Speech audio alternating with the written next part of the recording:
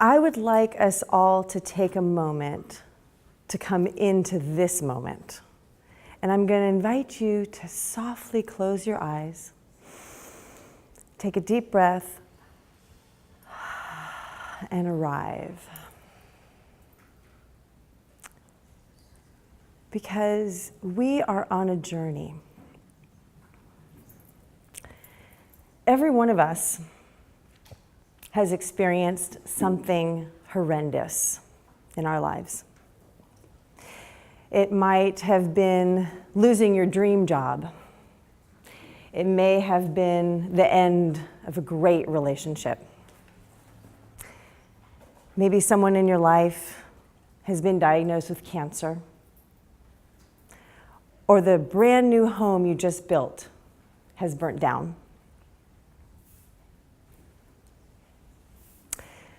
We are going to discuss how we move from horrendous to heroic.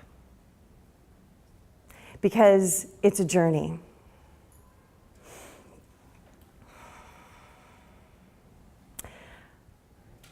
Our lives, our stories.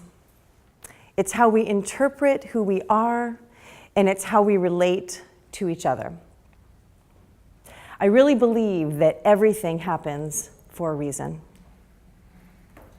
And I agree with the French philosopher Pierre Teilhard de Chardin, who declares that we are not human beings having a spiritual experience. We are spiritual beings having a human experience. We choose this story.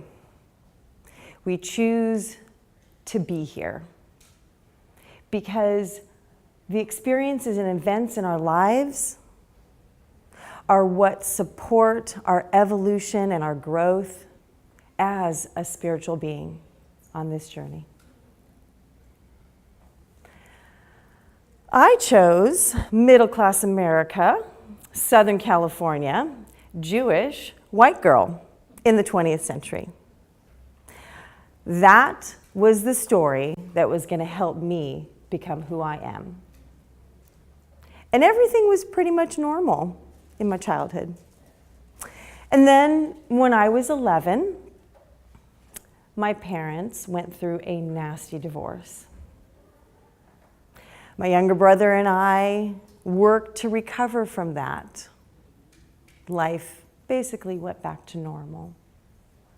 But we started seeing some signs. My father seemed to be bipolar. The suicide attempt that happened when I was 16 came like this. I'm planning my 16th Sweet 16 birthday party in the garage. And I get a phone call. It's my father, and he says, "Hello there. I just want to let you know I had just checked myself into a motel because I felt like I was a failure as a father. And I was going to slit my wrists, but I was actually afraid of the blood, so I didn't do it." I did not. What do you say to that? So I didn't say anything.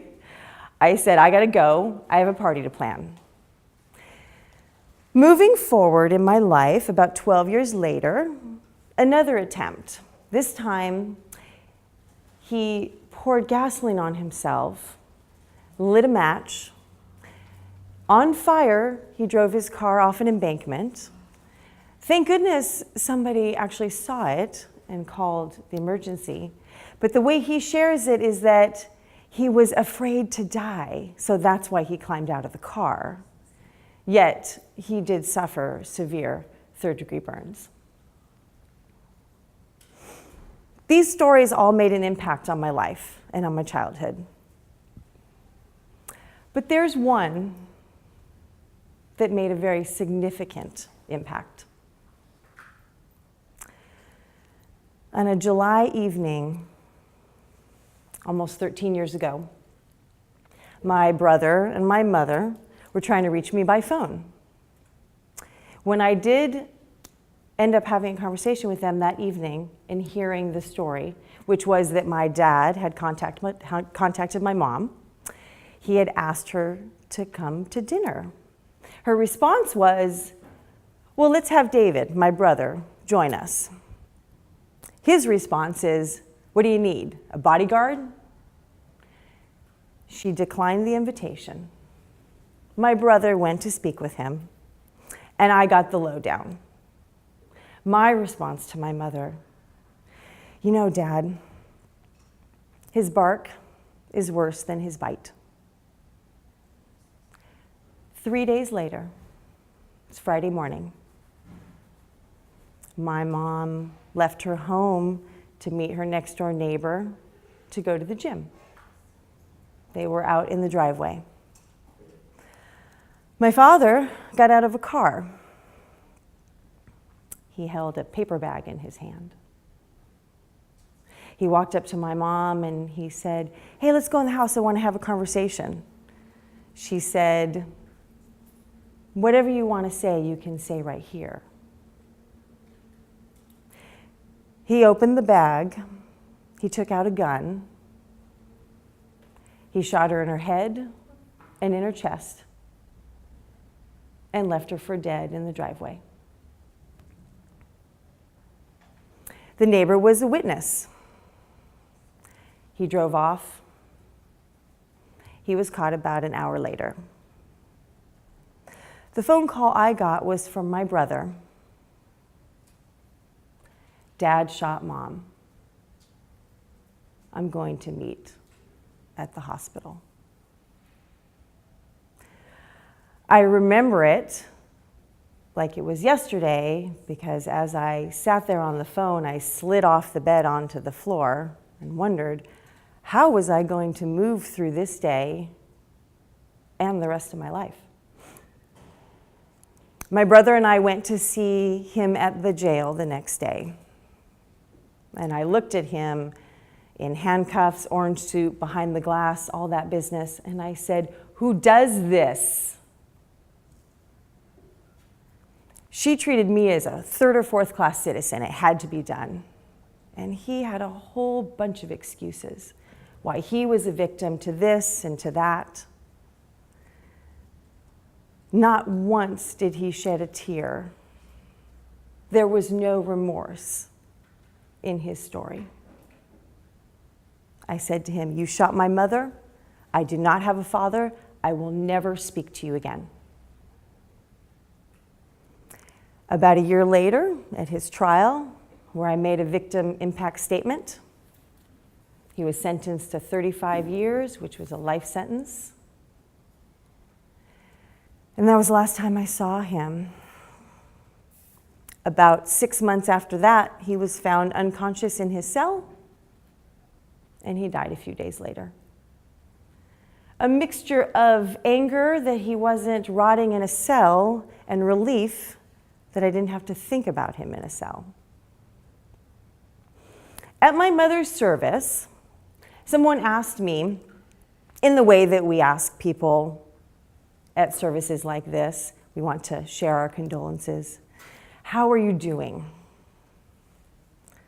Well, it's kind of messed up. My dad shot my mom, but it's not as if it was my partner, the person I share my bed with. Now, I have actually no idea where that statement came from because I didn't have a partner at the time. I didn't even think about it. Life moves on, moving forward, but what was the purpose of all this? It was my recognition that life is fragile, that I was being asked to recognize that things do happen for a reason, and where can I accept this and understand this? 3 years after my mother passed away, I met the person who was to be my partner. And as we were planning a wedding, she went to the doctor to find out she had melanoma. A month before our wedding, she was diagnosed with cancer. Our marriage started with surgery and treatments. It was on the bottom of her foot, so she didn't walk. So there was a fair amount of work that was put into the beginning of that relationship. But we had planned to have a family, and we set in motion, once she had recovered from that initial place, that building of a family. And we were given the gift of her brother as our donor. So as I grew this little baby and she grew her health, we were moving into another place. An amazing daughter joined our little family of 3 and blessed the larger, greater family with joy and love. When she was 9 months old, the cancer had returned. So we spent 18 months, treatments and different hospital experiences and a general decline. But the love and our families and our community supported and served us all. When my daughter was a little over 2 years old, after a 4-year journey, a courageous battle, Erica passed away on May 25th, 2013. Now I'm facing a life as a single mother. We own a home in San Francisco, but it's a mortgage that I can't pay. So I'm wondering, what's the purpose in this? And I'm standing in a garage filled with boxes and lifetimes of stuff, and I'm looking and I'm saying to the universe, what do I do now? I got a vision, like a theater marquee. And Jonas, author, life coach, inspirational speaker. I thought, that's fabulous, but I mean right now. What am I going to do right now? How do I move forward? Well, you take one step at a time. I sold the house, and we moved to Petaluma, where my brother-in-law, otherwise known as Dad, and Erica and their sister had been born and raised. We started the next chapter, my daughter and I, in this book of life. I've always been drawn to helping and supporting people, to holding space. In the beginning of my professional career, I was a fabulous waiter, and I helped and supported people through a dining experience. I found the work of bodywork and massage, which is about helping people be in their bodies and connect to themselves. I worked as a birth doula, a non-medical support role, supporting women and their partners and their families, educating, being informed through the birth process. In my evolution, it's always been about helping and supporting and holding space. And after this journey, where I landed, I'm a personal life coach and a workshop facilitator. I'm getting to that marquee because I'm also writing a book. My story is moving from horrendous to heroic. And what I've come to realize through this journey, this thing called life, is that there are some strategies. There are some concepts, there are some tools that are out there and available. And when we grab a hold of them, we build ourselves anew. The first thing, that first strategy, trust, faith, gratitude. Now, you may not have a relationship with a God per se, but I'm telling you, there is a thing, there is an essence that is within all of us. And Alan Watts has a quote, "You cannot get wet from the word water." Whatever you want to call it, mystery, the divine, energy, it is here. And when we choose to consciously have a relationship, then we can draw that back into our bodies, into our minds, into our consciousness. And we can feel supported because we're not alone. Because it's not just us wandering around here on the planet. We're connected to something. Acceptance. When you take that deep breath and you recognize that this thing has come into your life, this event, this person, this experience, accept that it's here to serve you. Accept that it's here to help you grow and evolve. Just let it be there. You'll find what you need to learn from it, but accept its presence in your life. Community. An animal alone in the wild will die. We are social creatures as human beings. We need to be together. So maybe if the family that you were born into, the one you chose, I want to add, isn't working for you, choose another one. Find a community. Find a way to feel a part of something. They've actually come to realize that addiction is the result of lack of community, connection, love. So recognize that you have the choice to build your own community. We must grow. Personal growth is paramount. Many people stopped reading after high school or college. Pick up a book, go to a workshop, take a seminar. Grow your mind, grow your awareness, grow your perception. There's a lot of dead people walking around on this planet, I can tell you that, because they aren't in a place where they're moving and growing and evolving consciously. We have a birth date and a death date on all those headstones. The dash, that's your life. That's what you're doing, and you're doing it till the last breath. And the thing is, from the first breath, you're on your way to your death, so just keep on the journey. Self-love.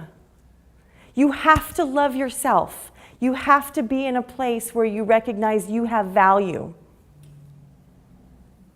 Because then you can authentically love others. Honesty. You must be honest with yourself. You cannot be honest with anybody else unless you are with yourself first. And you must make decisions. Now, things will happen. Things will flow. You will move. But you must decide when that you're going to do something, because the energy will shift. These are the 7 strategies. And it isn't really about the technique as much as it is about the feeling.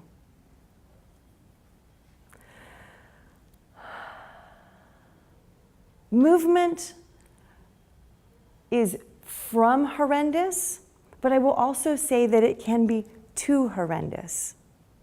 There are days where I move from heroic to horrendous, because that was what showed up that day.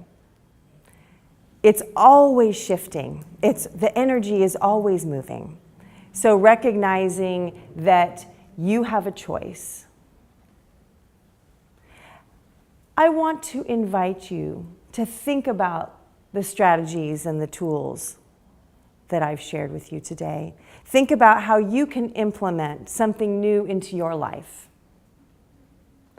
E plus R equals O. Jack Canfield said that. The events and experiences in our life, plus the responses and the reactions, that equals the outcome.